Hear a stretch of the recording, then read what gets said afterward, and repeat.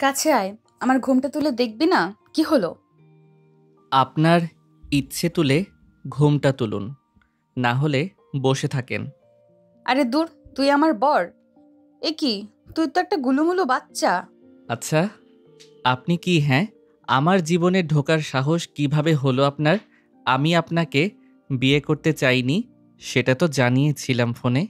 চুপ, আমি তো নতুন বউ, আর এখন থেকে তোর অর্ধাঙ্গিনী। আগের সব কথা ভুলে যা। আপনি কি স্বপ্ন দেখছেন নাকি? আমি আপনাকে আমার স্ত্রী হিসেবে মানি না। আমার থেকে আপনি বয়সে অনেক বড়, আর আমি এই বিয়েতে রাজি ছিলাম না। স্বপ্ন না, বাস্তব। এখন থেকে আমি তোকে শাসন করব, আর সেটা খুব ভালোভাবেই করব, কারণ তোর বাবা আমাকে এই অধিকার দিয়েছে। তুই নাকি রাস্তায় বখাটেদের মতো ঘুরে বেড়াস আর টাকা নষ্ট করিস। দেখুন, একদম বাজে কথা বলবেন না। বাজে কথা না, এবার থেকে আমি তোর লাইফ কন্ট্রোল করব। যা ইচ্ছা তার হবে না, যা ইচ্ছা করবি তার হবে না। এখন থেকে আমি যা বলবো তাই করবি। আরিয়ান হতভম্ব হয়ে যায়। এই মেয়েটা কি আসলেই তার জীবন নিয়ন্ত্রণ করবে? সে ভয়ে ভয়ে বিছানায় গিয়ে শুয়ে পড়ল। তখন মেয়েটা ঠাস করে তার পাশে শুয়ে পড়ল। সে আর এই মেয়েটা একই বিছানায় ঘুমাবে? এটা অসম্ভব। সে পিছনে ঘুরে মেয়েটার দিকে তাকিয়ে চুপসে গেল, কারণ তার ফর্সা মুখটা রেগে লাল হয়ে গিয়েছিল। আরিয়ান আবার মুখ ঘুরিয়ে শুয়ে রইল। এবার পরিচয়টা সেরে আসে। আরিয়ান রহমান দেশের বিশিষ্ট শিল্পপতি তৌফিক রহমানের একমাত্র আদরের ছেলে। বাবার বিশাল সম্পদের কারণে অবাধ জীবনযাপনও করেছেন। মদ, নেশা আর পার্টি তার নিত্যদিনের রুটিন। প্রথমে এগুলো স্বাভাবিকভাবে নিলেও তৌফিক রহমান লক্ষ্য করলেন তার ছেলে অভদ্রতা শুরু করেছে। পড়াশোনা বাদ দিয়ে রাস্তার ছেলেদের সাথে ঘুরে বেড়াচ্ছে। তখন তিনি ভীষণ চিন্তায় পড়ে গেলেন। এক পর্যায়ে তার ব্যবসায়িক পার্টনার আসিফ সাহেবের সাথে বিষয়টা নিয়ে আলোচনা করলে আসিফ সাহেব আরিয়ানকে বিয়ে দেওয়ার পরামর্শ দিলেন। তৌফিক রহমান তখন আসিফ সাহেবের মেয়েকেই নিজের ছেলের জন্য চাইলেন। আসিফ সাহেবও রাজি হয়ে গেলেন। তারপর তারা দুইজন মিলে আসিফ সাহেবের মেয়ে মেঘলাকে সবটা বোঝালেন। মেঘলা প্রথমে অমত করলেও বাবা আর তার প্রিয় তৌফিক আঙ্কেলের কথায় রাজি হয়। 2 দিন আগে তৌফিক রহমান রাতের বেলা নিজের ছেলের ফিরে আসার অপেক্ষা করছিলেন। রাত 2টার সময় আরিয়ান ফিরে আসলে তার বাবা বিরক্তিকর সুরে জিজ্ঞাসা করলেন, আরিয়ান, কোথায় ছিলে এতক্ষণ? রাত 2টা বাজে। আরে বাবা, একটু ফ্রেশ হাওয়া খেতে গিয়েছিলাম। ফ্রেশ হাওয়া? ক্লাবে গিয়ে মেয়েদের সঙ্গে ফুর্তি করা, গাড়ি রেসিং করা, এটাকে ফ্রেশ হাওয়া খাওয়া বলে? উফ বাবা, আমি তো তোমার একমাত্র ছেলে, যা খুশি করব। টাকার অভাব তো নেই। তুমিও না, এখন কি রকম জানি হয়ে গেছো। জাস্ট চিল বাবা। ছেলের এমন কথা শুনে আরিয়ানের মা রিমা রহমান এগিয়ে এসে ছেলের গাড়ি কষিয়ে একটা থাপ্পড় দিয়ে বললেন, বেয়াদবের মতো কথা বলছিস কেন? তুই ভুলে গেছিস কার সাথে কথা বলছিস? আমরা চাই তুই একটা সুস্থ স্বাভাবিক জীবনযাপন করিস। আম্মু, তুমি হঠাৎ এমন করছো কেন? তোমরা যেই স্বপ্ন দেখছো, তোমাদের সেই স্বপ্ন আমি কোনো দিন পূরণ করতে পারবো না। আমি আমার মতো চলবো। তৌফিক রহমান বুঝলেন আসল কথাটা এখন বলতে হবে, তাই গভীর শ্বাস ফেলে বললেন, খুব ভালো, তবে এবার আমি আমার শক্তি দেখাবো। আমার সব সম্পদ থেকে তোমাকে সরিয়ে দিলাম। আমার আর একটা টাকাও তুমি ব্যবহার করতে পারবে না। ওহ বাবা, তুমি কি পাগল হয়ে গেছো? আমি তোমার একমাত্র ছেলে, তুমি আমাকে তোমার সম্পদ থেকে সরিয়ে দিচ্ছ? এর মানে কি? আমি যা বলেছি তাই হবে। তবে তোমার জীবন বদলানোর জন্য আমি একটা সিদ্ধান্ত নিয়েছি। তোমার সামনে 2টা পথ খোলা আছে। হয় তুমি এভাবে জীবনযাপন করবে, এতে করে তোমাকে আমার সকল সম্পত্তি ছেড়ে চলে যেতে হবে। দ্বিতীয় পথ হচ্ছে তুমি আমার কথায় চলবে। আমি তোমার বিয়ে ঠিক করেছি। বিয়েটা করে ভালো মতো জীবন কাটাবে। এতে করে তুমি আবার আমার সবকিছু ব্যবহার করতে পারবে। কি? বিয়ে মানে কি বাবা? আমার কি বিয়ের বয়স হয়ে গেছে? আর কি সব আজে বাজে বলছো? আরিয়ানের মা তার বাবার সাথে যোগ দিলেন, গম্ভীর কণ্ঠে বললেন, হ্যাঁ, যা শুনেছ ঠিকই শুনেছ। এই বিয়ে তোমাকে মানতেই হবে। এটা আমাদের চূড়ান্ত সিদ্ধান্ত। না হলে তোমার বাবা যেটা বলল সেটাই হবে। এই রাতের বেলা? হাউ ফানি মা! আমি বিয়ে করব? তাও একটা অচেনা মেয়েকে? হঠাৎ করে এসে বললেই কি বিয়ে করা যায় নাকি? মেয়েটা যে অপরিচিত সেটা তোমাকে কে বলল? যাই হোক, এত কিছু বলতে চাই না। তোমার সিদ্ধান্ত তুমি জানিয়ে দিও কাল। মানে বাবা, কথাটা শোনো আমার। কিন্তু তৌফিক রহমান কোনো কথা না বলে রুমে চলে গেলেন। আরিয়ান রাগে পাগল হয়ে যায়, কিন্তু বাবা মায়ের ব্যবহার থেকে বুঝে এবার সে সত্যিই বড় বিপদে পড়েছে। এর পরদিন কোনো মতে কাটলেও রাতে টাকার প্রয়োজন পড়ে, টাকা না পেয়ে মাথা নষ্ট হয়ে যায় ওর। বাধ্য হয়ে বিয়ের জন্য হ্যাঁ বলে, কিন্তু তাকে অবাক করে দিয়ে তার বাবা পরের দিনই তার বিয়ে পড়িয়ে দেন। এরপর কি হলো তা তো আপনারা জানেনই। সকালবেলা বিশাল ডাইনিং টেবিলে সবাই বসে আছে। নতুন বইয়ের পাশে বসে আছে আরিয়ান। মেয়েটি তাকে জোর করে তুলে নিয়ে এসেছে, না হলে সে সাধারণত 12টার আগে উঠে না। হঠাৎই দরজা খুলে তার শ্বশুর বাড়ির লোকজন ঢোকে। মেঘলার বাবা মা, ছোট ভাই, খালা সবাই এসেছে। মেঘলার বাবা আসিফ আহমেদ হাসি মুখে এগিয়ে এসে বললেন, কি খবর জামাই, কেমন আছে? আরিয়ান চুপচাপই বসেছিল, কোনো কথা বলছিল না। আসিফ সাহেব আবার হেসে জিজ্ঞাসা করতেই আরিয়ান নিজের জায়গা থেকে উঠে যায়। অহংকারী ভঙ্গিতে আসিফ সাহেবের দিকে তাকিয়ে বলল, হ্যাঁ, ভালোই আছি। মানে যতটুকু ভালো থাকা যায়। আচ্ছা, আপনাদের প্ল্যানটা কি বলেন তো? আমার তো মনে হয় আমার বাবার এই সম্পত্তি পুরোটা পাওয়ার জন্যই আপনার এই প্ল্যান। আমাকে জোরপূর্বক আপনার মেয়ের কাছে বিয়ে দেওয়া হলো। সবাই অবাক হয়ে আরিয়ানের দিকে তাকালো। আসিফ সাহেবের রাগ করার কথা, কিন্তু তিনি বেশ হাসি মুখেই কথাগুলো সহ্য করলেন। মেঘলার মা রোহেনা আহমেদ বিষয়টা আড়াল করার জন্য মৃদু হাসি দিয়ে বললেন, আরিয়ান বাবা, তুমি রাগ করো না। একদিন তো সেই বিয়ে করতেই হতো, একটু না হয় আগেই করলে। আর আমাদের মেঘলা খুব ভালো মেয়ে। রেহিনা আহমেদ কোথায় আরিয়ান হেসে উঠল। এগিয়ে গিয়ে মেঘলার মায়ের মুখের উপরে আঙুল উঠিয়ে বলল, ভালো মেয়ে, তাই না? যদি এতই ভালো আপনাদের মেয়ে, তাহলে আমার কাছে জোর করে বিয়ে দিয়েছেন কেন? নিজের থেকে বয়সে ছোট একটা ছেলেকে বিয়ে করতে লজ্জা করলো না ওনার? আমি কি এই বিয়ে চেয়েছিলাম?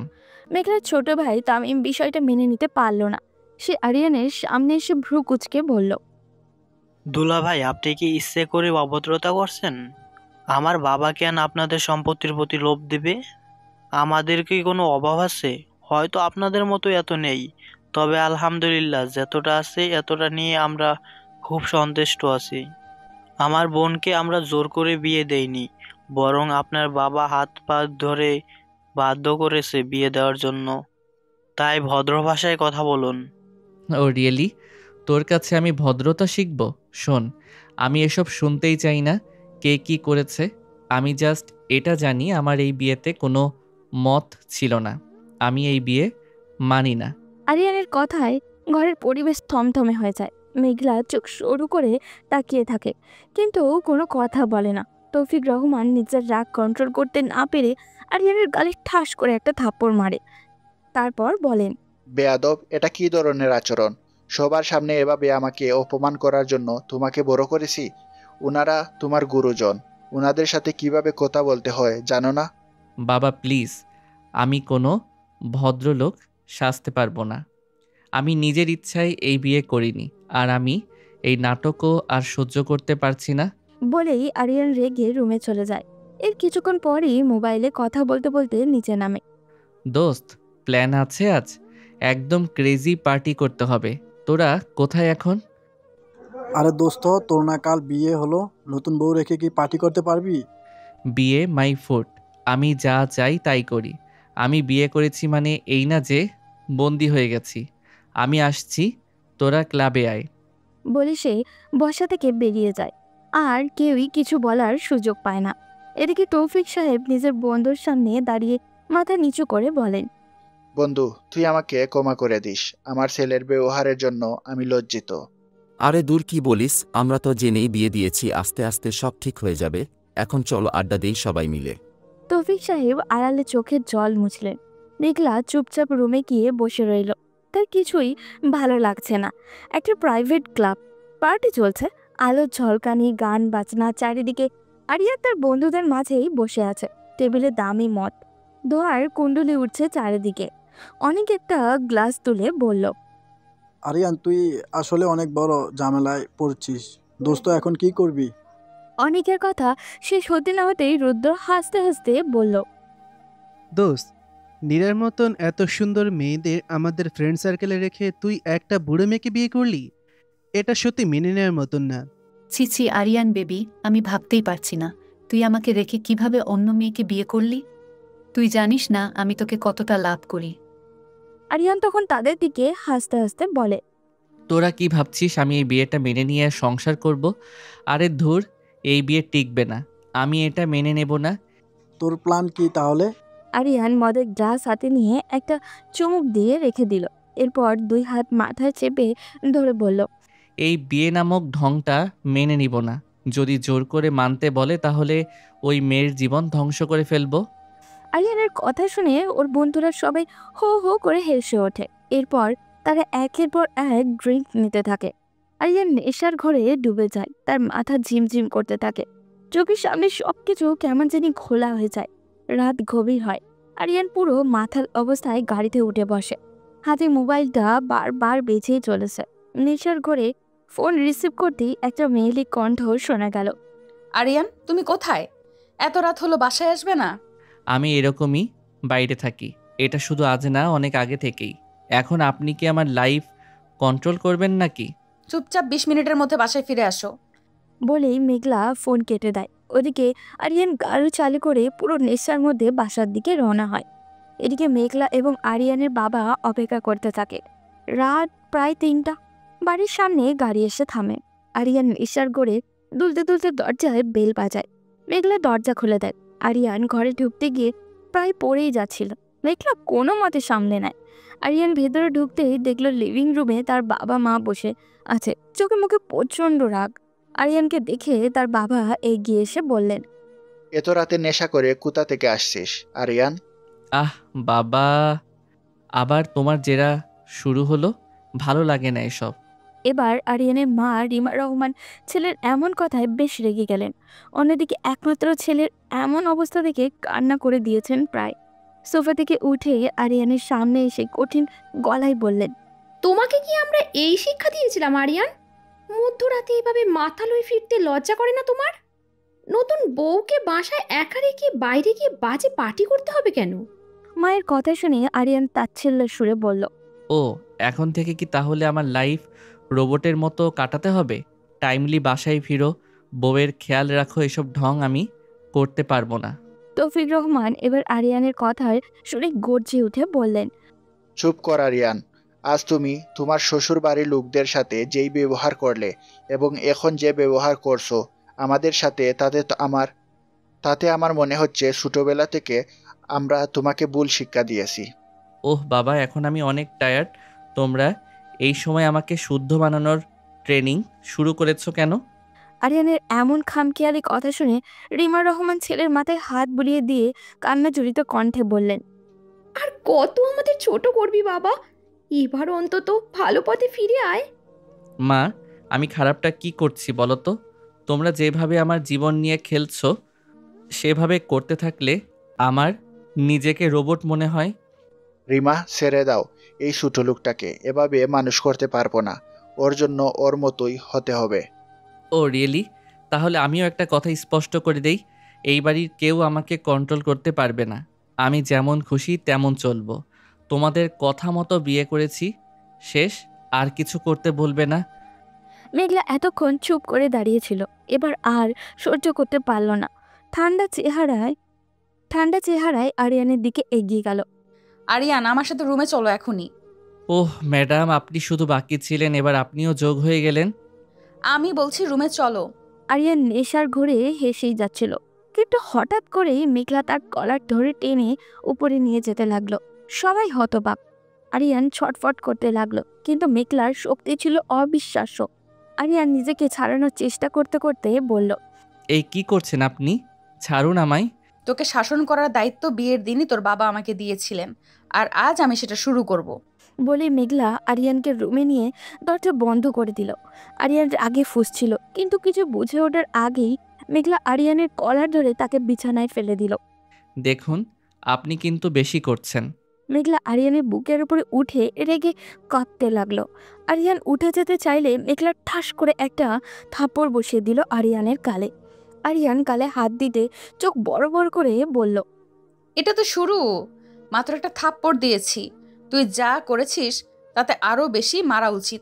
বলেই মেঘলা আবারও একটা চড় মারল আরিয়ানকে। আরিয়ানের মাথা ঘুরে গেল। সেইবার রেগে গর্জে উঠে বলল, আপনি আমাকে মারলেন? আপনি কি পাগল হয়ে গেছেন? এরকম অদ্ভুত ব্যবহার করছেন কেন? আজ থেকে আমি তোর বউ না, তোর শিক্ষক। তুই যা করছিস সেটা একদমই সহ্য করব না। গুরুজনদের সাথে কিভাবে ব্যবহার করতে হয় তুই জানিস না? আমি যেভাবে ইচ্ছা সেভাবে ব্যবহার করব, কিন্তু আপনি আমাকে মারার সাহস পেলেন কোথায়? আমি শুধু তোকে মারবো না, তোকে ঠিক করব। বলেই মেঘলা আরিয়ানকে টেনে তুলে দেওয়ালের সাথে চেপে ধরল। আরিয়ান এবার ভীষণ রেগে বলল, আহ, দ্যাটস ইট। আমি আর এখানে থাকছি না। আপনার কত বড় সাহস আমার সাথে এরকম ব্যবহার করেন? আমি এখনই বের হয়ে যাচ্ছি বাসা থেকে। চুপচাপ এখানে দাঁড়িয়ে থাক, তুই কোথাও যাবি না। বলেই মেঘলা দরজার সামনে আড়াল করে দাঁড়িয়ে পড়ল। আরিয়ান হতবাক হয়ে গেল। এই মেয়ে সত্যিই ভয়ঙ্কর। মেঘলা আরিয়ানকে লেবু জল খাইয়ে দিল। এরপর আরিয়ান কিছু বলতে যাবে তার আগেই মেঘলা ধমক দিয়ে ঘুমাতে বলল। রাত গভীর। মার খাওয়ার ধাক্কায় আরিয়ানের বেশ ক্লান্ত হয়ে গেছে। কিছুক্ষণ গর্জন করলেও শেষ পর্যন্ত বিছানায় ধপ করে পড়ে যায়। চোখের পাতা ভারী হয়ে আসে। শরীর যেন অবসর যাচ্ছে। অবশেষে সে ঘুমিয়ে পড়ে। ওদিকে ঘরের কোণায় দাঁড়িয়ে মেঘলা চুপচাপ তাকিয়ে থাকে। কঠিন মুখের আড়ালে তার চোখে এক রাশ কষ্ট। তার বুকের ভেতর মোচড় দিয়ে ওঠে। ধীরে ধীরে সে জানলার পাশে গিয়ে দাঁড়ায়। বাইরে রাতের আকাশ ঘন কালো। নিজের অজান্তেই চোখের কোণে জল চলে আসে। আকাশের দিকে তাকিয়ে বলে, আমি কি সত্যিই ঠিক কাজটা করছি? আমি কি পারবো এই ছেলেটাকে বদলাতে? বাবা মা আর আমার শ্বশুর মশাই এমন একটা দায়িত্ব আমাকে দিয়েছেন, যেটা পালন করতে গিয়ে আমি নিজেই হাঁপিয়ে উঠেছি। না, আমাকে পারতেই হবে। এইভাবে ভেঙে পড়লে চলবে না। বলে মেঘলা আস্তে আস্তে সে মেঝেতে বসে পড়ে। মাথা হেলিয়ে দেয় দেওয়ালের গায়ে। নিঃশব্দ কান্না ঝরে পড়ে তার গাল বেয়ে। এই অহংকারী বেপরোয়া ছেলেটাকে বদলানো কি সত্যিই সম্ভব? সময় কেটে যায়। রাতও শেষ হয়। ভোরের আজান শোনা যায় ওই দূর থেকে।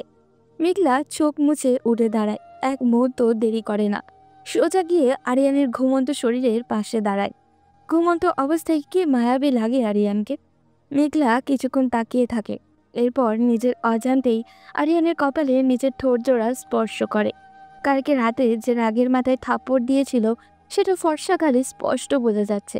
মেঘলা আলতো করে আরিয়ানের গালে ঠোঁট চোয়ায়, কিন্তু পরক্ষণেই মনে হয় তাকে কোমল হলে চলবে না। এই ঘাড়তারা ছেলেকে ভালো কথায় ঠিক করা যাবে না। আরিয়ান ঘুমিয়েছিল। হঠাৎ করেই একটা শক্তিশালী ধাক্কা অনুভব করে। ঘুম ঘুম চোখে বলে, আহ, কি করছেন? ঘুমাতে দিন। ইস, শখ কত! ওঠো, নামাজের সময় হয়ে গেছে। ও গড, এই মেয়ের নাটকের কি শেষ নেই? জানতো উঠে নামাজ পড়ে নিব। আরিয়ান আবারও ঘুরে বেরিয়ে শুয়ে পড়তে গেলে মেঘলা এক ছটকায় আরিয়ানের কম্বলের এক পাশ ধরে টেনে ফেলে দেয়। আরিয়ান এবার লাফ দিয়ে ওঠে আর বলে, এই আপনি কি পাগল? এই ভোররাতে পাগলামি শুরু করলেন কেন? চুপচাপ ওঠো, নামাজ পড়তে হবে। আমি বললাম তো একটু পর উঠে পড়ে নিব। আর আমি কি ছোট বাচ্চা যে আপনি ঠিক করে দেবেন আমি কি করব? ঠিক ধরেছ সোনা। এখন থেকে তোমার লাইফের সব আমি ঠিক করে দিব, কারণ তোমার বুদ্ধি এখনো ছোট বাচ্চাদের মতোই। আপনি আসলেই অসহ্য। তুই যদি আজ নামাজ না পড়িস তাহলে আমি তোকে আবার মারবো। কালকে রাতে থাপ্পড়ের কথা নিশ্চয়ই ভুলে যাসনি। আরিয়ান বিরক্ত হয়ে উঠে বসে, মাথা চুলকায়। মেঘলা কোনো কথা না বলে এক গ্লাস পানি ছিটিয়ে দেয় আরিয়ানের মুখে। আরিয়ান বিরক্তিতে চিৎকার করে বলে। আরিয়ান কিছুক্ষণ তাকিয়ে থাকে। এরপর গজগজ করতে উঠে দাঁড়ায়। নিজের মনে মনে বলতে থাকে, এই মেয়েটা আসলেই পাগল। আমার বাবা একে খুঁজে পেল কোথায়? বলেই কোনো মতে অজু করে মসজিদের দিকে রওনা হয়। ভেতরে প্রচণ্ড রাগ হলেও মনে মনে কেমন একটা অদ্ভুত অনুভূতি হয় আরিয়ানের।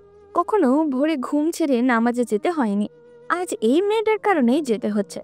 নামাজ শেষে যখন আরিয়ান বের হয় তখন বাইরে দাঁড়িয়েছিলেন তৌফিক রহমান। তিনি চোখ বড় বড় করে তাকিয়েছিলেন, যেন বিশ্বাসই করতে পারছেন না তার ঘাড় তেরা ছেলে এত সকালে ফজরের নামাজে এসেছে। তিনি এগিয়ে গিয়ে হাসি মুখে জিজ্ঞাসা করলেন, আরিয়ান, তুই মসজিদে নামাজ পড়তে এসেছিস নাকি? আরিয়ান বিরক্ত হয়ে মুখ কুঁচকে বলল, হুম। আলহামদুলিল্লাহ, আমি তো ভাবতেই পারিনি যে তুই বিয়ের 2 দিনের মাথায় নামাজে আসবি। আরিয়ান কিছু বলে না। শুধু মাথা নিচু করে হাঁটতে থাকে। তার বাবার মুখের এই প্রশান্তি সে বহুদিন দেখেনি। মনে মনে হালকা অস্বস্তিও লাগে, যেন নিজের রাগের জন্য অপরাধ বোধ হচ্ছে। বাসায় ফিরে এসে তৌফিক রহমান সোজা গিয়ে মেঘলার সামনে দাঁড়ায়। মেঘলা তখন রান্নাঘরে সকালের নাস্তার আয়োজন করছিল। তৌফিক রহমান নরম গলায় ডাক দিলেন, মা মেঘলা। মেঘলা হঠাৎ নিজের শ্বশুরের গলা শুনে চমকে উঠে জিজ্ঞাসা করে, জি আব্বু, কোনো কিছুর প্রয়োজন? না মা, তোমাকে ধন্যবাদ দিতে আসলাম। তুমি যে দায়িত্ব নিয়েছো সেটার ফল আজকেই দেখতে পেলাম। এখন মনে হচ্ছে আমি ভুল সিদ্ধান্ত নেইনি। এটা তো আমার দায়িত্ব আব্বু, আপনি শুধু দোয়া করবেন আমাদের জন্য। এই বাবার দোয়া সব সময় তোমার মাথার উপর আছে মা। তোমার মতো মেয়েকে আমার ছেলের বউ হিসেবে পেয়ে আমি গর্বিত। শ্বশুরের কথায় মেঘলার চোখ ঝলমল করে ওঠে। সে মাথা নিচু করে ফেলে। প্রথমবারের মতো মনে হলো সে হয়তো কিছুটা হলেও আরিয়ানকে ঠিক পথে নিয়ে এসেছে। এরপর সবাই নাস্তা করতে বসে। নাস্তা শেষ করার পর আরিয়ান বিরক্তি মাখা মুখে চেয়ার থেকে উঠে দাঁড়ায়। চোখ ঢলতে ঢলতে রুমে গিয়ে ঘুমিয়ে যায়। আর মেঘলা শাশুড়ির সাথে পুরো বাড়িটা ঘুরে দেখে আর আরিয়ানের ছোটবেলার গল্প শুনে হেসে গড়াগড়ি খায়। ওদিকে আরিয়ান দুপুরে খাবার শেষ করে সবার দিকে তাকিয়ে বলে, অনেক হলো সাধুর জীবন, এবার একটু ফ্রেশ হাওয়া নিতে চাই। আমার জন্য কারোর অপেক্ষা করতে হবে না, আমি সময় হলে এমনিতেই ফিরে আসব। মেঘলা আরিয়ানের কথায় কিছু না বলে শুধু একবার তাকায়। বুঝতে পারে আর কিছু একটা ঘটাতে যাচ্ছে এই ছেলে, কিন্তু কিছু বলে না। আরিয়ান বের হয়ে যায়। বিকেলবেলা শহরের সবচেয়ে জনপ্রিয় ক্যাফের পাশে আরিয়ান তার বন্ধুদের সাথে আড্ডা দিচ্ছিল। তাদের মধ্যে ছিল রুদ্র, অনিক এবং শুভ।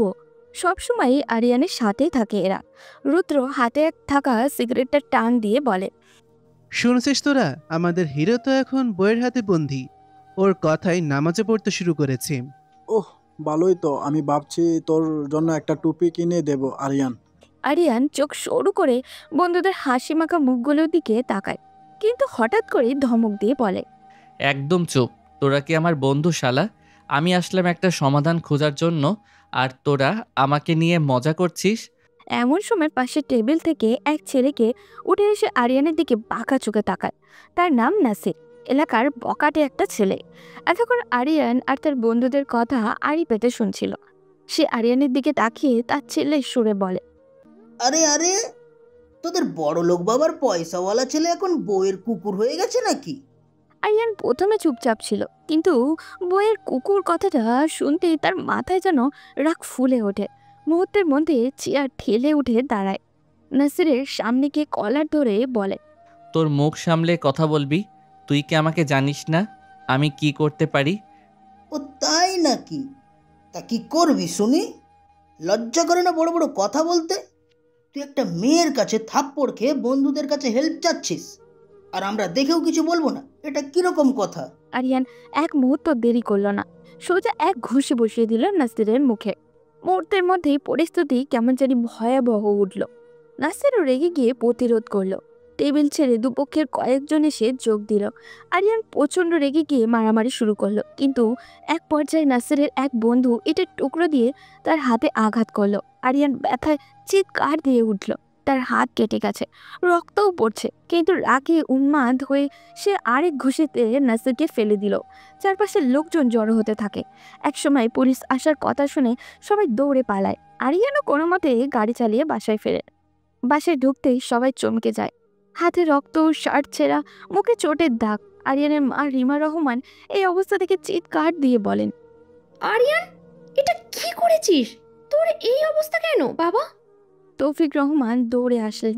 এসে এই অবস্থা দেখে রাগে গর্জে উঠে বললেন, আজ আবার মারামারি? তুই কি কোনোদিন মানুষ হবি না? সবার এমন চিৎকার চেঁচামেচি দেখে আরিয়ান বিরক্ত হয়ে বলল, প্লিজ লেকচার দিতে এসো না, পথ ছাড়ো, আমি রুমে যাব। বলে সে সোজা নিজের রুমে যেতে চায়, কিন্তু মেঘলা তার সামনে দাঁড়িয়ে পড়ে। হাত দেখি। মানে? বললাম কোথায় আঘাত লেগেছে, হাতটা দেখাও। বলেই আরিয়ানের আঘাত পাওয়া হাতটা মেঘলা তুলে ধরে। আরিয়ান কিছু বলতে যাবে, কিন্তু হঠাৎ ব্যথায় আর্তনাদ করে উঠল। মেঘলা কপালে ভাঁজ ফেলে হাতের দিকে তাকায়। রক্ত থামেনি। মেঘলা কিছু না বলে তার হাত টেনে ধরে বসিয়ে দেয় সোফায়। আরিয়ান চমকে উঠে বলে, আরে কি করছেন? মেঘলা দাঁতের দাঁত চেপে কঠিন গলায় বলে। চুপ করে বসে থাকে এখানে। বলে সে ফার্স্ট এড বক্স নিয়ে আলতো করে ব্যান্ডেজ করতে শুরু করে, কিন্তু কাটা জায়গা পরিষ্কার করার জন্য ধরতেই আরিয়ান কেঁপে ওঠে। আহ, আস্তে করো, ভীষণ জ্বলছে। ধৈর্য ধরো, মারামারি করার সময় মনে ছিল না এটা? আরিয়ান চুপ হয়ে যায়। সবাই অবাক হয়ে দেখছে মেঘলার এই কঠোর শাসন, কিন্তু মেঘলা নির্বিকারভাবে নিজের কাজ চালিয়ে যাচ্ছে। ব্যান্ডেজ শেষে আরিয়ানকে ধরে ধরে রুমে নিয়ে শুইয়ে দেয়। রাতে খাবারের সময় আরিয়ান এক হাতে খেতে পারছে না, বাম হাতে চামচ ধরতে গেলে সবই পড়ে যাচ্ছে। আরিয়ান রেগে খাবার ছেড়ে উঠে যায়। উফ, এই হাত দিয়ে খাওয়া সম্ভব না, আমি গেলাম। বলে আরিয়ান রুমে গিয়ে শুয়ে পড়ে। হঠাৎ করে মেঘলা হাতে একটা প্লেট নিয়ে তার পাশে এসে বসে। আরিয়ান অবাক হয়ে বলে, আপনি খাওয়া বাদ দিয়ে এখানে কেন? চুপচাপ উঠে হা কর, আমি খাইয়ে দিচ্ছি। মেঘলার কথায় আরিয়ান চোখ বড় বড় করে বলে। কি বলছেন এসব? মেঘলা কোনো উত্তর না দিয়ে আরিয়ানকে টান দিয়ে সোজা করে বসায়। এরপর এক লোকমা ভাত তার মুখে সামনে ধরে। আরিয়ান হালকা পিছিয়ে গিয়ে বলে, আপনি কি আমার সাথে মজা করছেন? মজা করতে যাব কেন? তোর হাত তো ঠিক নেই, নিজে খেতে পারবি না, তাই আমি খাওয়াচ্ছি। আমি নিজের হাতেই খেতে পারবো, এখন খিদে নেই তাই চলে এসেছি। আমি বলেছি হা কর, তো সাহস তো কম না আমার কথার অবাধ্য হোস। আরিয়ান অবাক হয়ে মেঘলার দিকে তাকিয়ে থাকে। মেয়েটার চোখে এমন এক শক্তি যা তাকে বাধ্য করে মুখে তুলতে। অনিচ্ছা সত্ত্বেও সে হাঁ করে মেঘলার খাবার মুখে তুলে দেয়। আরিয়ান মুখ বাঁকায়, কিন্তু কিছু বলে না। এভাবে ধীরে ধীরে খাবার শেষ হলে মেঘলা প্লেট রেখে এসে আরিয়ানের মাথায় নিজের বুকে চেপে ধরে বলে, আর কখনো মারামারি করতে দেখলে আমি নিজেই তোকে হাসপাতালে পাঠিয়ে দেব। আরিয়ান মেঘলার এমন কাণ্ডে চোখ সরু করে বলে, মানে কি এসবের? যা বললাম তা মনে রাখিস। তুই বুঝিস না আমার কষ্ট হয়, এরপরও কেন এরকম আচরণ করিস? আরিয়ান থমথমে মুখে তাকিয়ে থাকে মেয়েটার দিকে। মেঘলা যা বলছে সেটা যে মিথ্যা তা নয়। আরিয়ান খুব ভালো করেই জানে সে মেঘলাকে কষ্ট দিয়েই যাচ্ছে। সকালে সূর্য উকি দিচ্ছে, কিন্তু রহমান পরিবারের পরিবেশ আজ থমথমে। ড্রয়িং রুমে বসে আছেন তৌফিক রহমান, রিমা রহমান ও মেঘলা। আরিয়ান তখনও ঘুমিয়ে আছে। তৌফিক রহমান ভীষণ চিন্তিত, কপালে ভাঁজ স্পষ্ট। গভীর গলায় বললেন, আমি আর পারছি না রিমা, প্রতিদিন ছেলেটা নতুন নতুন ঝামেলা করছে, মারামারি, পার্টি, নেশা, কোনো কিছু বাদ দিচ্ছে না। আমি ওকে সঠিক পথে ফেরাতে চাই, কিন্তু কিভাবে করব মাথা কাজ করছে না। আমিও চাই ও ঠিক হয়ে যাক, কিন্তু কোনোভাবেই আমাদের কথা শুনতে চায় না। মেঘলা খুব শান্তভাবে দুজনের কথা শুনছিল। তারপর সে ধীরে ধীরে কথা বলে উঠল, আরিয়ানকে ঠিক করার একটাই উপায় আছে আব্বু। তৌফিক রহমান ও রিমা দুজনেই অবাক হয়ে মেঘলার দিকে তাকায়। তৌফিক রহমান কপালে ভাঁজ ফেলে জিজ্ঞাসা করেন, কি উপায় মা? আব্বু, আরিয়ানকে টাকা পয়সা দেওয়া পুরোপুরি বন্ধ করে দিন, এরপর যা করার আমি করব। এক মুহূর্তের জন্য ঘরে পিন পতন নীরবতা নেমে আসে। রিমা রহমান অবাক হয়ে বলেন, কি বলছো মা মেঘলা? হ্যাঁ আম্মু, আরিয়ানের ধারণা সে যা চাইবে ওর সব কিছু পাওয়া উচিত, এমন অহংকারী ভাবনা ওকে শেষ করে দিচ্ছে। তাই যতদিন না ও অফিসে গিয়ে নিজের কাজটা শুরু করবে ততদিন ওকে কোনো টাকা দিবেন না। কিন্তু মা, এতে যদি ও আরো রেগে যায়? করুক, রাগ করে যদি বাসা ছেড়ে বেরিয়ে যায় তবে ও নিজেই বুঝবে টাকা ছাড়া কেমন লাগে। এই মুহূর্তে ওকে একটা ধাক্কা দেওয়া দরকার, না হলে সারা জীবন ও এমনই থেকে যাবে। তৌফিক রহমান কিছুক্ষণ চুপ থেকে ভেবে দেখলেন। তার একটা দীর্ঘশ্বাস ছেড়ে বললেন, ঠিক আছে, তাহলে কাল থেকে আমি ওকে 1 টাকাও দেব না। আর মা মেঘলা, তুমি ওকে একটু দেখে রাখো, ও তোমার কথা শুনে। মেঘলা মাথা ঝুঁকিয়ে সম্মতি জানায়। 2-3 দিন আরিয়ান বাসায় থেকেছে, কারণ হাতে ব্যথা ছিল খুবই। কিন্তু আজ সে সুস্থ, তাই আবার বন্ধুদের সাথে পার্টিতে যেতে চায়। সে সোজা তার বাবার রুমে যায়, গিয়ে স্বাভাবিক ভঙ্গিতেই বলে, বাবা, আমার 50,000 টাকা লাগবে, একটু আর্জেন্ট বের হব আমি। তৌফিক রহমান গম্ভীর মুখে তাকিয়ে থাকেন আরিয়ানের দিকে। তারপর মাথা নাড়িয়ে বলেন, টাকা নেই। আরিয়ান প্রথমে বুঝতে পারে না, ব্রো কুচকে জিজ্ঞাসা করেন, মানে কি বলছো বাবা? মানে তুই আজ থেকে কোনো টাকা পাবি না। আরিয়ানের মাথায় যেন বাজ পড়ে। চোখ বড় বড় করে বাবার দিকে তাকিয়ে বলে, কি বাবা, তুমি কি সিরিয়াস? অবশ্যই, যতদিন না তুমি অফিসে গিয়ে কাজ শুরু করবে ততদিন কোনো টাকা পাবে না। এইবার আরিয়ান পুরোপুরি রেগে আগুন হয়ে যায়, গর্জে উঠে বলে, এটা কি ধরনের ফালতু শর্ত? আমি কি কোনো ভিখারির মতো টাকা চাইতে আসছি? তোমাদের দেওয়া শর্তে বিয়ে করলাম বলে এখন কথায় কথায় শর্ত দেওয়া শুরু করেছো? হ্যাঁ, এখন থেকে এভাবেই শর্ত দিব। তুমি পুরুষ মানুষ, বাবার টাকা উড়ানোর জন্য জন্ম নাওনি, নিজে উপার্জন করার জন্য জন্ম নিয়েছো। আমি তোমার অফিসে যাব না, আর আমার যা খুশি তাই করব। তুমি কি ভাবছো এসব লেইম শর্ত দিয়ে আমাকে আটকে ফেলবে? বলেই আরিয়ান রাগে গজগজ করতে করতে বাসা থেকে বেরিয়ে যায়। পরবর্তী 2-3 দিন আরিয়ান কোনোভাবে বন্ধু বান্ধবের কাছ থেকে টাকা ধার নিয়ে চালিয়ে নেয়, কিন্তু এক সময় সে বুঝতে পারে ধার নিয়ে সবকিছু ম্যানেজ করা যাচ্ছে না। একদিন সকালে সে রুমে বসে ফোনে তার বন্ধু রুদ্রের সাথে কথা বলছিল। দোস্ত, তোরা আমাকে একটু টাকা পাঠাতে পারবি? দোস্ত, আমার হাতে এখন একদম খালি। তুই তোর বাবার কাছ থেকে নিচ্ছিস না কেন? আর বলিস না দোস্ত, আমার বাবা 1 টাকাও দিচ্ছে না। বলছে অফিসে গেলে টাকা দিবে। তাহলে তুই অফিসে যা, অফিসে গেলে তো টাকা পাবি। আমি কোনো অফিস টফিস করব না। তাহলে আমাদের আর কিছু বলিস না দোস্ত। বলি রুদ্র ফোন রেখে দেয়। আরিয়ান হতভম্ব হয়ে বসে থাকে। ধীরে ধীরে তার মাথাটা একটা বিষয় স্পষ্ট হয়ে আসে। পৃথিবীতে টাকা ছাড়া বেঁচে থাকা অসম্ভব, আর টাকা পেতে হলে তাকে অফিসে যেতেই হবে।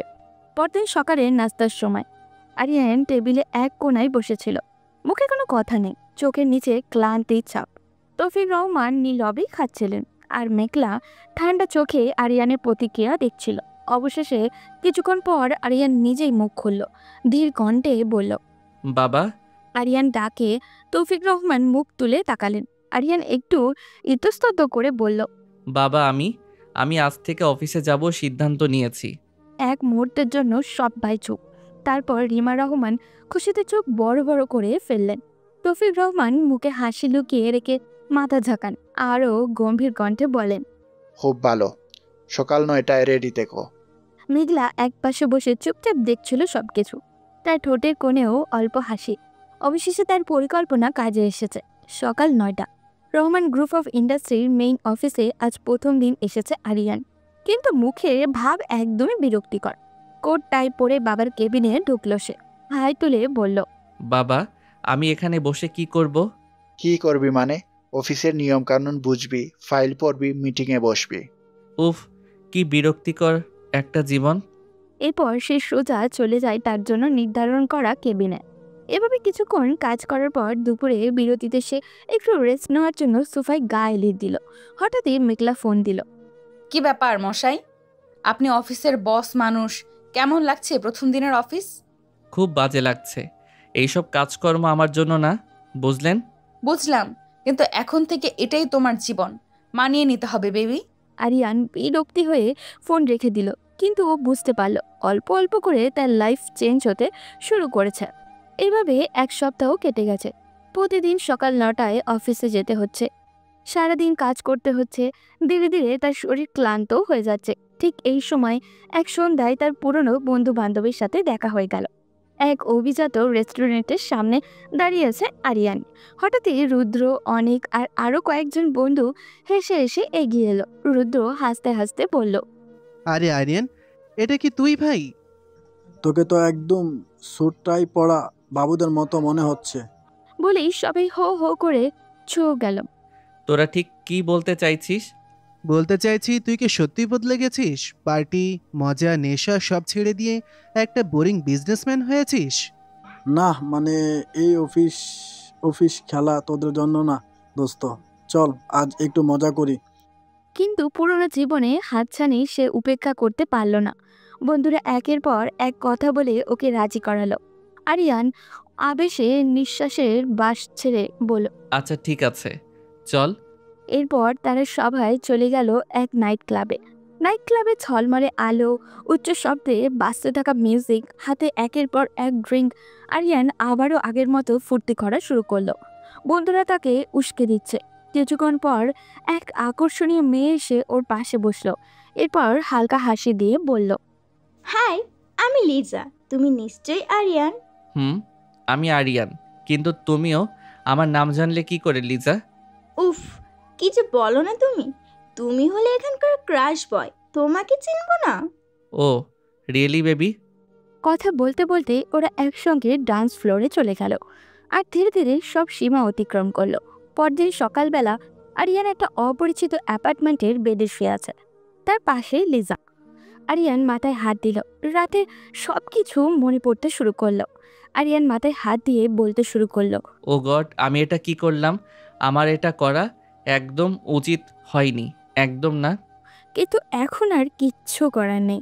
সে দ্রুত বের হয়ে বাসার দিকে রওনা দিল। বাসার দরজা খুলতেই সবাই ওর দিকে তাকালো। মেঘলা, ওর বাবা মা সবাই চিন্তায় অস্থির হয়েছিল।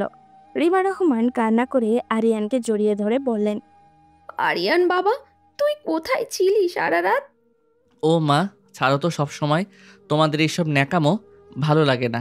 আরিয়ানের মা এবার নিজের ছেলের কাছ থেকে দূরে সরে আসলেন। এটা কি বললো তার ছেলে? তিনি তার এই ছেলেকে যেন চিনতেই পারছেন না। ওদিকে মেঘলা কিছু বলছে না, শুধু এক দৃষ্টিতে তাকিয়ে থাকলো আরিয়ানের দিকে। তৌফিক রহমান তখন আরিয়ানের কাছে এসে বললেন, তোর এই বেহায়াপনা আমরা মেনে নেব না। অনেক হয়েছে, এখন সব কিছুর সীমার বাইরে চলে যাচ্ছে। শুনো বাবা, আমাকে ভয় দেখাতে এসো না। যাও, যা পারো করো।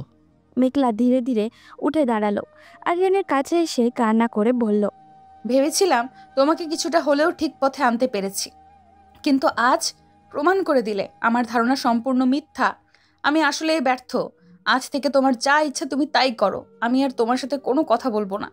বলেই মেঘলা কান্না করতে করতে রুমে চলে গেল। ওদিকে আরিয়ান অবাক হয়ে তাকিয়ে রইল। পরের কয়েকদিন মেঘলা একদমই চুপচাপ হয়ে গেল। আরিয়ান যদি ইচ্ছা করে কথা বলতে চায়, তবুও মেঘলা একটা কথারও উত্তর দেয় না। নাস্তার টেবিলে মেঘলা আসতো, কিন্তু একদম চুপচাপ খেয়ে চলে যেত। রাতে ঘরে গেলেও মেঘলা কোনো কথা বলতো না, এমনকি ওর দিকে তাকাতও না। এইরকম কিছুদিন চলার পর অবশেষে আরিয়ানের ভেতরে কিছু অনুভূতি তৈরি হতে শুরু করলো। রাতে বিছানায় শুয়ে আরিয়ান একদম শান্তভাবেই ভাবছিল। আগে মেঘলা সব সময় কথা বলতো, ঝগড়া করতো, খুনসুটি করতো, কিন্তু এখন তো একদমই চুপ থাকে। এটা কেন হচ্ছে? কোনোভাবে আরিয়ান বুঝতে পারলো মেঘলার এই পরিবর্তন ওর জন্য কষ্টদায়ক হয়ে উঠেছে। কেন সে মেঘলাকে নিয়ে এত চিন্তা করছে? না, কোনো উত্তর নেই ওর কাছে। আরিয়ান এইগুলোর উত্তর জানার জন্য পাগল হয়ে গেছে প্রায়। রাত তখন প্রায় 10টা। মেঘলা বেডরুমে বসেই বই পড়ছে। আরিয়ান দরজায় দাঁড়িয়ে চুপচাপ দেখছে। মেঘলার সেদিকে কোনো খেয়ালই নেই। আরিয়ান মেঘলার কাছে এসে গলায় নরম সুর এনে ডাক দিল, মেঘলা। কিন্তু মেঘলা পাত্তাও দিল না।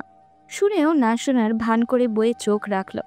আরিয়ান আরও এগিয়ে গিয়ে মেঘলার কাছে অনুরোধ করে বলল, প্লিজ কথা বলেন। এইভাবে চুপ করে থাকেন কেন কয়েকদিন ধরে? আরিয়ানের এই কথা শুনে মেঘলা আবারও চোখ তুলে তাকালো। মুখে স্পষ্ট অভিমান। আরিয়ানের দিকে তাকিয়ে বেশ শান্ত কণ্ঠেই বলে, আমি কি কথা বলবো? আমার কথার কোনো মূল্য আছে তোমার জীবনে? আমি যত কিছুই বলি না কেন, তোমার জীবন তো তোমার ইচ্ছে মতোই চলছে। আরিয়ান এবার মেঘলার সামনে এসে হাঁটু গেড়ে বসে পড়ল। মেঘলা আরিয়ানের এমন ব্যবহার দেখে বেশ চমকেই গেল। আরিয়ান ঠিক কি করতে চাইছে সেটা বুঝতে মেঘলা পারছে না। আরিয়ান হাঁটু গেড়ে বসে হালকা হাসি দিয়ে বলল, আপনি এভাবে চুপ করে থাকলে আমার কষ্ট হয়। কেন কষ্ট হয় আমি জানি না, তবে আপনি আমার অভ্যাসে পরিণত হয়ে গেছেন। আপনার সাথে আমার কথা বলাই লাগবে।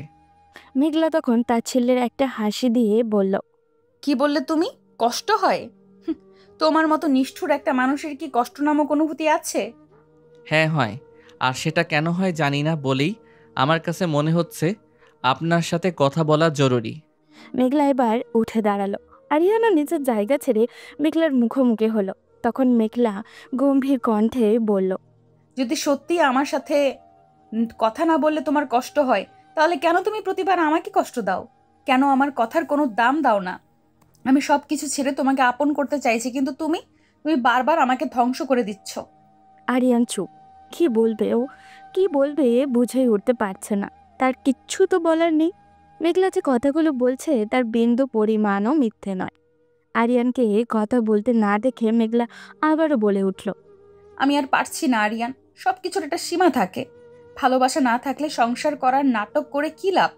সংসারে বাঁচতে হলে ভালোবাসার প্রয়োজন, যেখানে হারানোর ভয়ে দুজনেরই চোখ ভিজবে। আরিয়ান কিছুক্ষণ বলতে পারল না। তার মাথায় প্রচণ্ড যন্ত্রণা শুরু করলো। তাই সেখান থেকে এক প্রকার পালিয়ে চলে এলো। মেঘলাও বাধা দিল না, কারণ নিজেকে ভালো করে জানার জন্য নিজেকে আলোচনা করার জন্য একাকিত্বের প্রয়োজনীয়তা আছে, আর সেই একা সময়টা মেঘলা আরিয়ানকে দিতে চায়। মেঘলা আবারও বইয়ে মন দিল, কিন্তু চোখের কোণায় পানি কেমন চিকচিক করছে। ইচ্ছা করলেও পড়ার মনোযোগ দিতে পারছে না। তার মনে একটাই চিন্তা, আরিয়ান কি এবার সত্যিই অনুশোচনায় অনুভব করলো? কিন্তু পরদিন সকাল, মেঘলা ফোন হাতে নিয়ে সোফায় বসেছিল। হঠাৎ তার ফোনে একটা অপরিচিত নাম্বার থেকে নোটিফিকেশন এলো। মেসেজ ওপেন করতেই মেঘলা চোখে বিস্ফোরিত হলো। কিছু ছবি, একটি নাইট ক্লাবে তোলা যেখানে আরিয়ান এক মেয়েকে জড়িয়ে ধরে আছে, আরও কয়েকটা ছবি যেখানে আরিয়ান একটা মেয়েকে জড়িয়ে ধরে শুয়েও আছে। ছবিগুলো দেখে পরিষ্কার বোঝা যাচ্ছে আরিয়ান সেদিন এই মেয়েটার সাথেই রাত কাটিয়েছিল। মেঘলাও হাত কাঁপতে লাগলো, নিঃশ্বাস ভারী হয়ে গেল, চোখের কোণ দিয়ে পানি গড়িয়ে পড়ল ওর। ঠিক তখনই আরিয়ান রুমে ঢুকলো।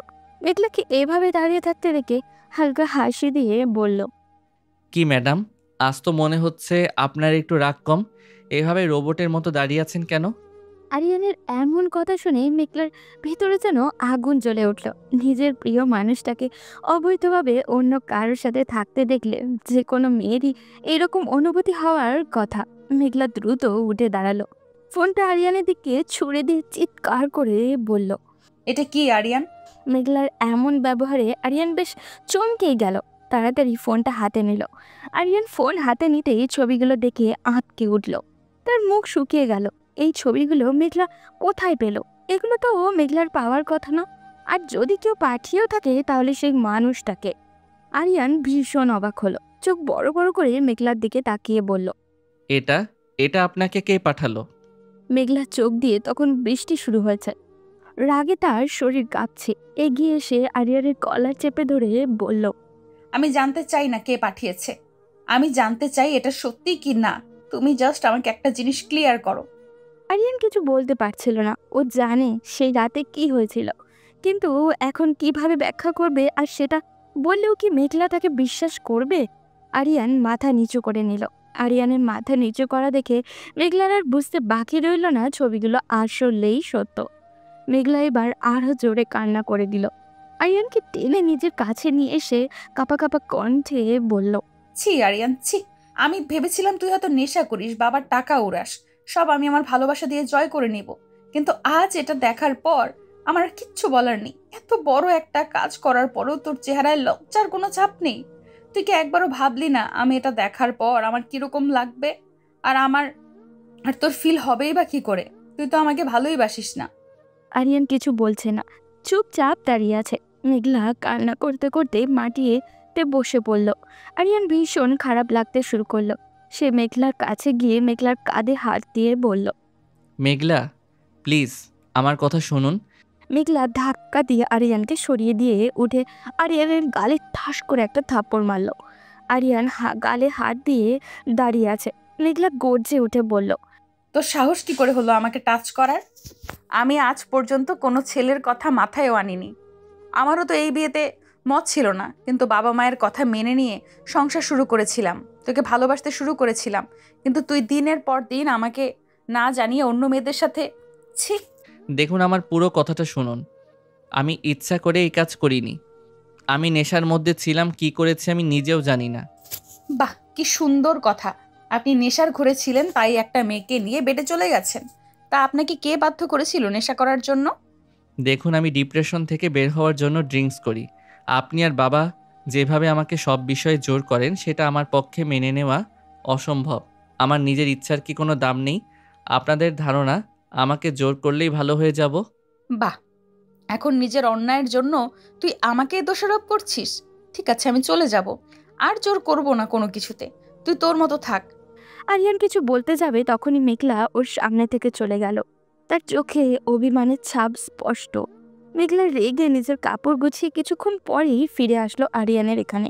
নিজের জায়গায় স্থির দাঁড়িয়ে আছে। মেঘলা লাগেজ নিয়ে এসে আরিয়ানকে শক্ত গলায় বলল, এই মিথ্যা সম্পর্ক আমি আর টেনে নিতে পারবো না মিস্টার আরিয়ান।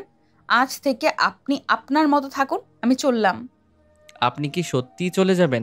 দেখুন, বিষয়টা আমরা কথা বলে সমাধান করতে পারতাম। কথা বলে ঠিক করা যেত যদি বিষয়টা শুধু আমাদের মধ্যে সীমাবদ্ধ থাকতো। কিন্তু তোমার চরিত্র এতটাই উত্তম যে সেটা এখন অন্য মেয়েদের জন্য ভয়ঙ্কর হয়ে উঠেছে। তাই আমি আর এক মুহূর্ত এই বাড়িতে থাকতে চাই না। ভালো থেকো। বলে এক মুহূর্ত দেরি না করে সে দরজা খুলে বেরিয়ে গেল। আরিয়ান বাকরুদ্ধ হয়ে গেছে, কথা বলার শক্তিটাও যেন ওর কাছে আজ নেই, তাই চুপচাপ বসে রইল। দেখতে দেখতে সন্ধ্যা পেরিয়ে রাত গভীর হলো। মেঘলা নিজের বাসায় এসে দরজা বন্ধ করেই বসেছিল। বাসায় আসার পর থেকেই চোখের পানি আর কোণে পাত মানেনি। মেঘলা শুয়ে শুয়ে ভাবতে থাকে, আমি কি ভুল করলাম, নাকি ওকে শুধরে দেওয়ার চেষ্টাই ভুল ছিল? ও কি জানে এই অল্প দিনে আমি ওর এই তেরামো স্বভাবটাকে কতটা ভালোবেসে ফেলেছি? এমন আমি থাকবো কি করে ওকে ছাড়া? ওদিকে আরিয়ান নিজের ঘরে দাঁড়িয়ে জানলার বাইরে তাকিয়েছিল। তার মনের ভেতর কেমন জানি একটা শূন্যতা তৈরি হয়েছে। মেঘলা চলে যাওয়ার পর পুরো বাসাটা কেমন যেন ফাঁকা লাগছে। আরিয়ান নিজের মনের সাথে যুদ্ধ করে বারবার হেরে যাচ্ছে। সে তো এই বিয়েটাই মানে না। তাহলে তাহলে কেন তার এত কষ্ট হচ্ছে? সে চোখ বন্ধ করে নিজেকে প্রশ্ন করে, আমি কি সত্যিই এতটা খারাপ? উত্তর হয়তো হ্যাঁ, আসলে। কিন্তু আরিয়ান সেটা ফিল করতে পারল না। সিগারেটের প্যাকেটে হাতে নিল, কিন্তু লাইটার জ্বালানোর আগেই থমকে গেল। চোখের সামনে মেঘলার রাগী ফেসটা ভেসে উঠল। পুরোটা রাত নির্ঘুম দাঁড়িয়ে কাটালো। সকাল 9টা। আরিয়ানের বাবা তৌফিক সাহেব হঠাৎই অসুস্থ হয়ে পড়ে। তাকে দ্রুত হাসপাতালে নিয়ে যাওয়া হয়। আরিয়ান তার বাবাকে নিয়ে উদ্বিগ্ন হয়ে হাসপাতালের করিডোরেই হাঁটছিল। হাসপাতালের ডাক্তার জানান তৌফিক সাহেবের হার্টের সমস্যার কারণে তিনি অচেতন হয়ে পড়েছেন। আরিয়ান একদমই শান্ত থাকতে পারছে না। দুশ্চিন্তায় তার চোখের পানি চলে আসে। বেশ কিছুক্ষণ পর তৌফিক সাহেব জ্ঞান ফিরলে আরিয়ান তার বাবার পাশে বসে গম্ভীরভাবে বলে, বাবা, তুমি ঠিক হয়ে যাবে, কোনো চিন্তা করো না। তৌফিক সাহেব একটা দীর্ঘ সময় শ্বাস ফেললে হালকা কণ্ঠে ডেকে উঠে বললেন, আরিয়ান। হ্যাঁ বাবা, বলো, তুমি ঠিক আছো তো? কষ্ট হচ্ছে কোথাও? হ্যাঁ বাবা, আমি ঠিক আছি। আমাকে নিয়ে চিন্তা করতে হবে না। আমি আর কয়েকদিন বাঁচবো। আমি তোমাকে কিছু বলতে চাই। আরিয়ান চোখে পানি নিয়ে বাবার হাত ধরে বলে। আরিয়ান অবাক হয়ে তার বাবা তৌফিক সাহেবের দিকে তাকায়। আজ বাবার চোখে মুখে অদ্ভুত একটা কষ্টের ছাপ তার চোখে পড়েছে। হয়তো আগে কখনো বাবাকে এত গভীর মনোযোগ দিয়ে দেখেনি, নাহলে অনেক আগেই দেখতে পেত। তৌফিক সাহেব আস্তে আস্তে বলতে শুরু করলেন, আরিয়ান, তুমি মেঘলাকে নিয়ে আসো। ও তোমার জন্য ভালো ছিল। তুমি হয়তো ওর রাগী চেহারাটার বাইরে থেকে দেখেছো। মূলত আমি ওকে বলেছিলাম তোমাকে একটু শাসনে রাখতে। খুব ভালো মেয়ে। কত বিয়ের প্রস্তাব এসেছিল ওর জন্য, কিন্তু সব ছেড়ে আমার আর ওর বাবার কথায় চোখ বন্ধ করে তোমাকে না দেখেই বিয়েতে রাজি হয়েছে। আরিয়ান অবাক হয়ে যায়, তার বাবার দিকে তাকায়, কিন্তু মনের মধ্যে এক অজানা বাধা অনুভব করে। হয়তো নিজের অহংকারটাও ও এখনো ছাড়তে পারছে না। বাবা, আমি ওনাকে যেতে বলিনি, উনি নিজের ইচ্ছায় গিয়েছেন। আমি কেন ওনাকে ফিরিয়ে আনবো? তুমি বুঝবে না বাবা। একটা সংসারে রাগ অভিমান হতেই পারে, তাই বলে দুপক্ষেই রাগ নিয়ে বসে থাকলে চলবে না। আর ভুলটা তোমারই। তোমার বন্ধুদের সাথে সম্পর্ক নিয়ে আমি কোনোদিন কোনো কথা বলিনি। তারা তোমাকে ফ্রি ব্যাংকের মতো ব্যবহার করেছে। ওদের কাছে গিয়ে টাকা দিচ্ছ, তাদের নিয়ে ঘুরছো, নিজের ভবিষ্যৎ ধ্বংস করছো। এটা ঠিক না। কিন্তু বাবা, আমি তাদেরকে ছাড়া কিছু করতে পারি না। তোমার বন্ধুদেরকে তুমি একটু দেখো, ওরা তোমাকে ব্যবহার করছে। আচ্ছা, মানলাম তোমার কথা, তবে তুমি আমার একটা কথা রাখো। তুমি জাস্ট কিছুদিনের জন্য ওদের সাথে টাকা খরচ করা বন্ধ করে দাও, আর তাদের কাছে বলো যে তুমি এখন সমস্যায় পড়েছো। একটু সময়ের জন্য তাদের সাহায্য চাও। এরপর যদি ওরা তোমার পাশে থাকে, আমি কথা দিলাম আর কোনোদিন তোমাকে কিছু বলবো না। আরিয়ান এবার কিছুটা থমকে যায়। বাবার কথাগুলো তার কাছে কেন জানি বেশ চিন্তার মনে হচ্ছে। সে কি একবার চেষ্টা করে দেখবে? দেখতে তো ক্ষতি নেই। আর ওই মেয়েটার সাথে রাত কাটানোর কথা তো তার বন্ধুরা আর ওই মেয়েটা ছাড়া আর কেউই জানে না। তাহলে এই খবরটা মেঘলার কাছে দিলটাকে। সব মিলিয়ে আরিয়ান সিদ্ধান্ত নিল তার বাবার কথাই রাখবে। আরিয়ান তার বাবা তৌফিক সাহেবের কথা অনুসারে তার বন্ধুদের কাছে সাহায্য চায়। প্রথম দিকে কিছু বন্ধু তাকে সাহায্য করতে চায়, কিন্তু 3-4 দিন পর তারাও আরিয়ানকে এড়িয়ে যেতে শুরু করে। কিন্তু এই বন্ধুদের সে দিনের পর দিন লাখ লাখ টাকা দিয়েছে। একদিন রাতে আরিয়ান তার বন্ধুদের সঙ্গে আড্ডা দিতে গিয়ে তার মন খারাপ করার অভিনয় করে, যেটা দেখে তারা হাসতে থাকে। রুদ্র একটু খোঁচা দেওয়ার জন্যই বলে, তো আরিয়ান, এখনকার ড্রিঙ্কের টাকাও দিতে পারছি না, তুই না বলতি তোর বাবার টাকার সমুদ্র কোনোদিনও শুকাবে না, তাহলে আজ কেন এই হাল হলো তোর? দেখো দোস্ত, আমি তো বললাম এখন একটু ফ্যামিলি প্রবলেম চলছে। বাবা আমাকে প্রায় প্রতিদিনই বাসা থেকে বের করে দিতে চাইছে। তোদের আমি কত হেল্প করলাম, তোরা এই কয়েকটা দিন আমাকে হেল্প করতে পারছিস না? দেখ আরিয়ান, তুই আমাদের বন্ধু ছিলি না, আমাদের কাছে একটা ভরসা ছিলি তুই, যার ভরসায় আমরা পার্টি করে বেড়াতাম। আর আমার ধারণা তোর বাবাও কোনোদিন তোকে তোর বাসায় ঢুকতে দেবে না, কারণ তখন আমাদের টাকার কি হবে। তাই এখন যার যার নিজেদের রাস্তায় চলাটাই মনে হয় ভালো হবে। আরিয়ান হাঁ হয়ে শুধু তার বন্ধুদের কথাই শুনছিল। অনেকক্ষণ আরিয়ানের সামনে একটা মদের গ্লাস নাচাতে নাচাতে সেটা একটা চুমুক দিয়ে বলে, তুই আমাদের বন্ধু ছিলি না, তুই কেবল টাকা ছিলি, ঠিক এই গ্লাসটার মতো, যাতে আমরা চুমুক দিয়ে ফিল্ডি নিতাম। এই গ্লাসে মদ না থাকলেও যেমন গ্লাসটার কোনো মূল্য নেই, ঠিক সেরকম তোর কাছে টাকা না থাকলে তোর সাথে আমাদের কোনো বন্ধুত্বই নেই। আরিয়ান শকড হয়ে যায়, পুরোপুরি ভেঙে পড়ে। আজ আস্তে আস্তে তার ভুলগুলো সে বুঝতে পারছে। এইরকম বন্ধুদের জন্যই কি সে তার বাবা মায়ের সাথে খারাপ ব্যবহার করত? এই কি তার সেই বন্ধুগুলো? আরিয়ান চুপচাপ ক্লাব থেকে বের হয়ে রাস্তা দিয়ে হাঁটতে হাঁটতে ভাবে, আমি আসলেই ভুল করেছি। সবসময় আমি শুধু নিজের ইচ্ছা মতো চলেছি, ওদের চালাকিটা আমি ধরতেই পারিনি। আমি শুধু মুখেই চালাক বলি, কিন্তু আমি আসলে ভীষণ বোকা, ভীষণ। আরিয়ান অন্ধকার রাস্তা দিয়ে হাঁটতে হাঁটতে উপলব্ধি করতে থাকে সে কোথায় কোন ভুলটা করেছে। হাঁটতে হাঁটতে বাসায় ফিরে আসে, তার মন ভারাক্রান্ত। এই ঘটনার পর সে নিজেকে খুবই ক্ষতিগ্রস্ত এবং একা অনুভব করে। কয়েকদিন কারোর সাথে কথা না বলে চুপচাপ রুমে বসে অজানা ভাবনায় ডুবে থাকে। তৌফিক সাহেব আর তার মা শুধু ছেলের অস্বাভাবিক পরিবর্তন দেখছিলেন।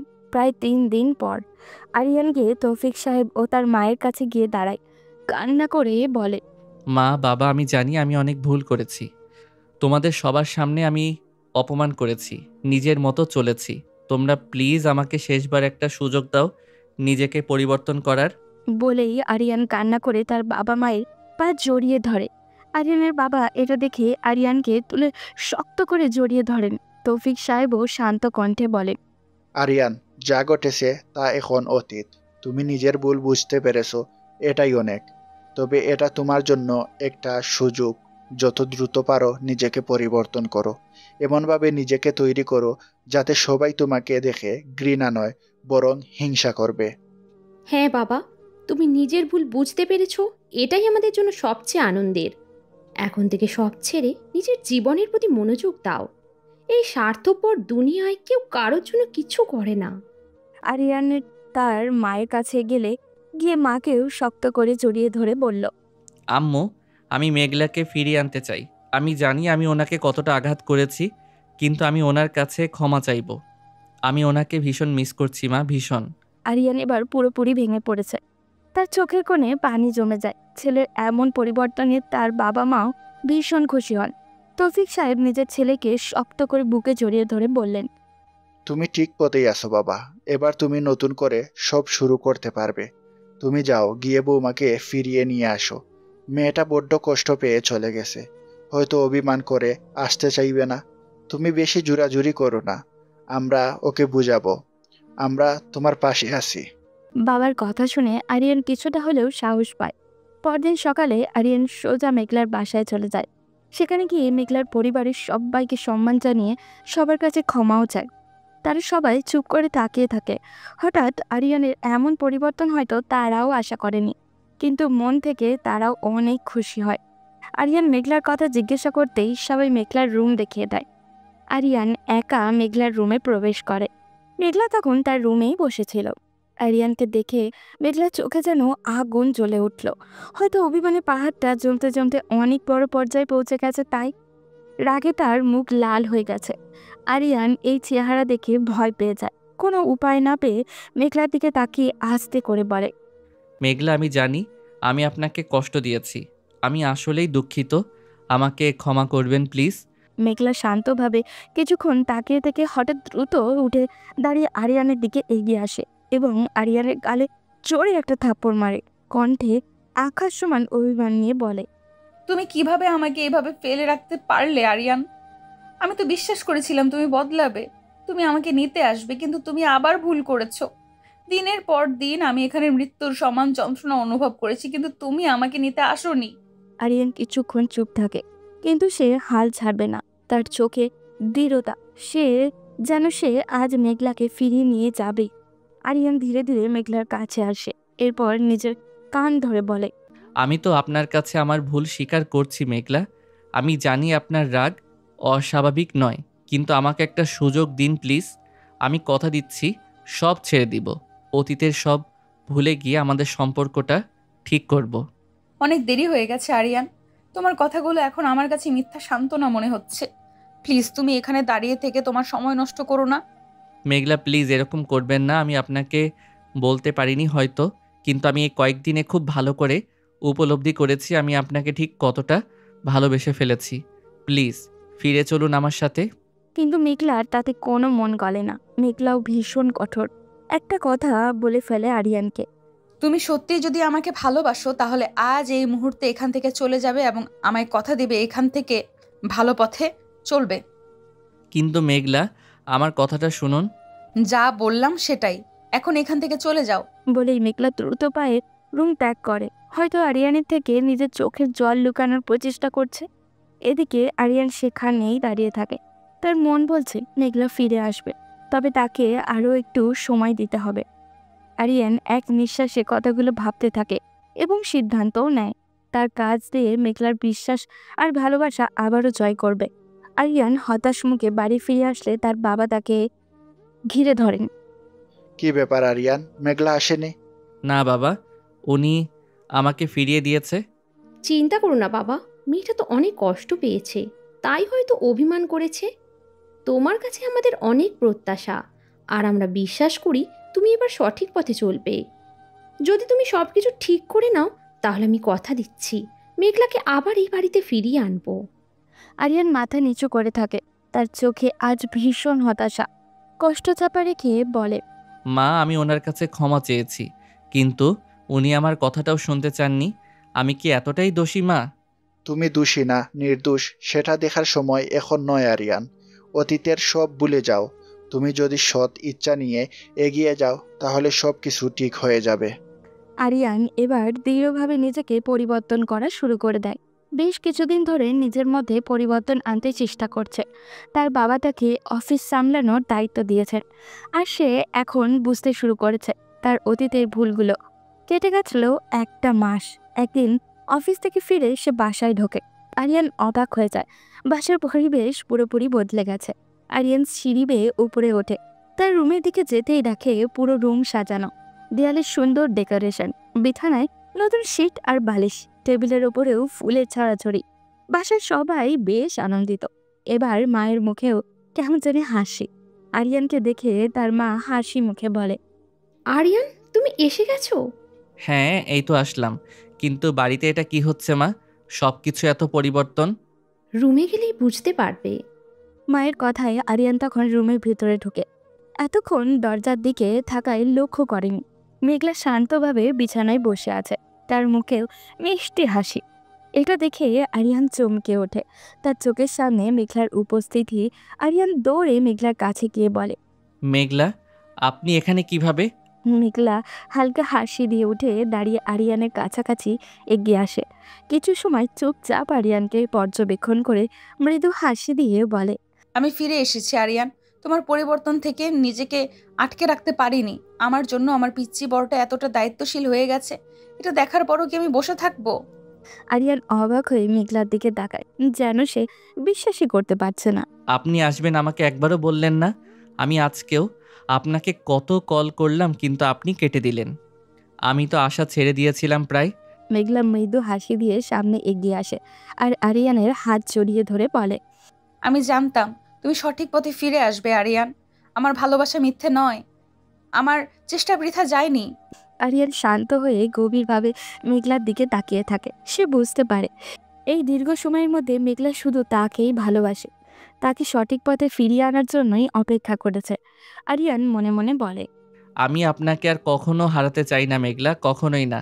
এখন পুরো বাসায় এক অদ্ভুত শান্তি বিরাজ করছে। আরিয়ান তার পরিবর্তনে তো জীবনের দিকে পা বাড়াতে শুরু করেছে। কিন্তু সেই সাথে সে জানে যে মেঘলার প্রতি তার দায়িত্ব অনেক বেশি বেড়ে গেছে। সবাই মিলে একসাথে খাওয়া দাওয়াও করে। বাড়িতে যেন আজ উৎসব শুরু হয়ে গেছে। রাতে আরিয়ান আর মেঘলা একে অপরকে জড়িয়ে ধরে বারান্দায় দাঁড়িয়ে আছে। মেঘলা এই অবস্থায় মিষ্টি একটা হাসি দিয়ে বলে, জানো আরিয়ান, তুমি যদি আর একটু আগে সব ছেড়ে দিতে পারতে, তাহলে এতদিনে আমরা অনেক কিছুই ভিন্নভাবে দেখতে পারতাম। আমাদের সম্পর্কটা এতদিনে পূর্ণতা পেয়ে যেত। হ্যাঁ, ভুলটা আমারই। আমার ভুলগুলো শুধরে নিতে কিছুটা সময় লেগেছে, কিন্তু এখন তো আর কোনো বাধা নেই। আমরা কি অসমাপ্ত কাজটা সমাপ্ত করতে পারি না? তা পারি, কিন্তু আমি সেটা করব না। কেন? আপনি কি চান না আমাদের সম্পর্কটা পূর্ণতা পাক? মতলব কি পিচ্ছি? মনে হচ্ছে যেন আর নিজেকে সামলাতে পারছো না।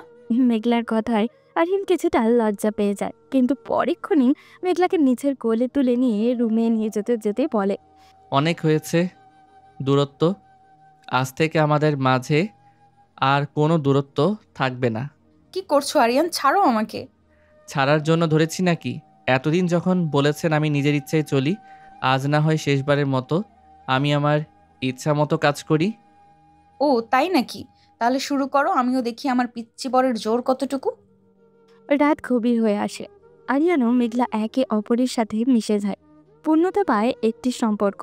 তাদের সম্পর্ক এই নতুন অধ্যায়ে অমর হয়ে উঠুক, এই প্রত্যাশা রেখে আজকের গল্প এখানেই শেষ করছি। দেখা হবে পরবর্তী কোনো গল্পতে। সেই পর্যন্ত সবাই ভালো থাকবেন এবং সুস্থ থাকবেন।